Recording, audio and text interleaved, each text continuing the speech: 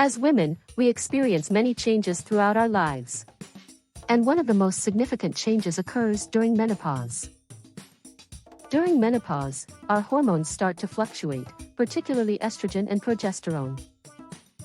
These hormonal shifts can have a significant impact on our bodies, including weight fluctuations.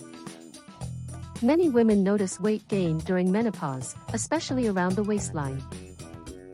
This weight gain is often due to the decrease in estrogen levels, which slows down our metabolism. But it's not all doom and gloom. You can still take control of your weight during menopause. A balanced diet can help manage weight gain during this stage.